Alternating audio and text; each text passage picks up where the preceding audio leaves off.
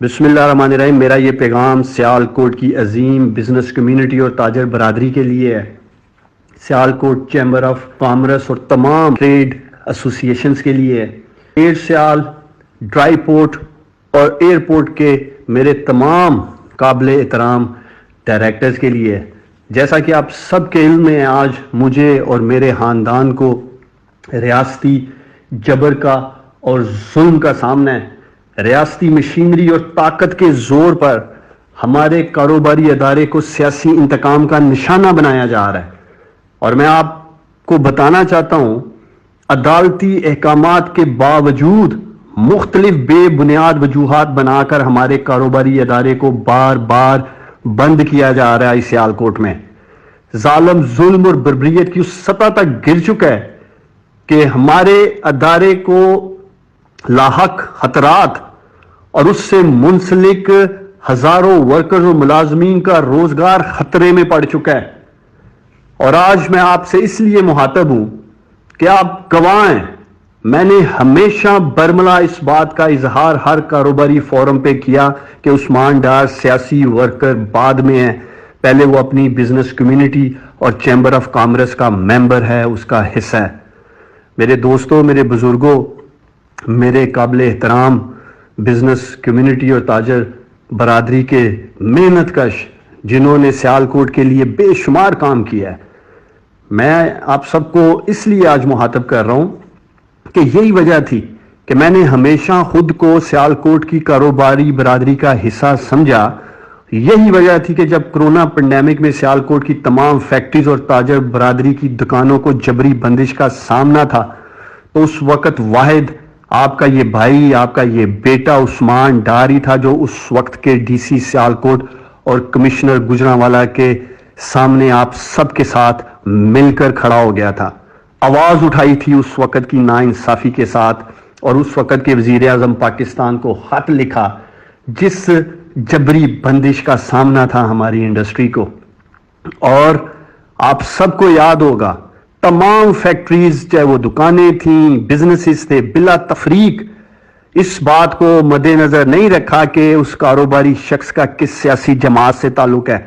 सिर्फ ये देखा कि ये सियालकोट का कारोबारी है, सियालकोट का अजीम बेटा है और सियालकोट और मुल्क के लिए मेहनत कर रहा है।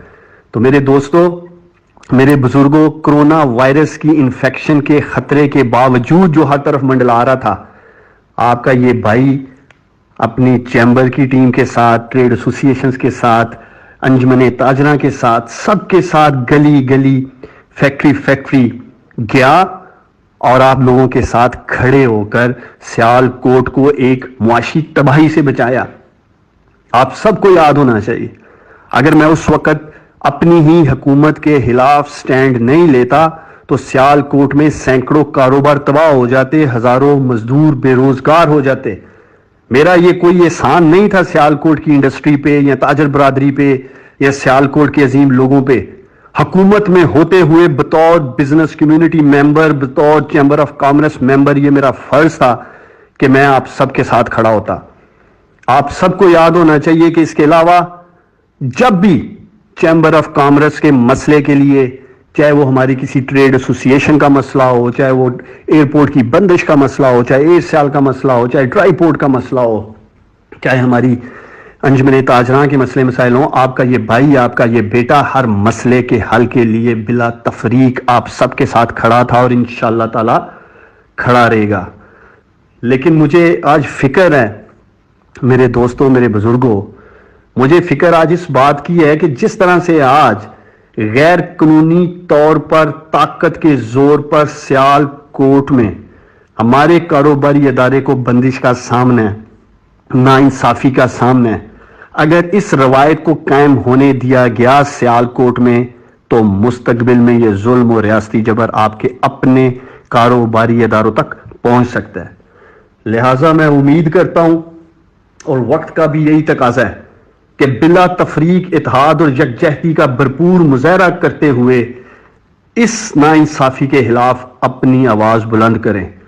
और हर बिजनेस फोरम पर, चाहे वो चैम्बर का है, चाहे वो एयरपोर्ट है, ड्राई पोर्ट है, एयर सियाल है, हमारी अंजमने ताजरा है, या मुख्तलिफ ٹریڈ ایسوسیشنز ہیں، ہر بزنس فورم پر سیال کوٹ میں ہونے والی اس ناانصافی کے خلاف میں امید کرتا ہوں کہ آپ سب اپنا احتجاج ریکارڈ کروائیں گے۔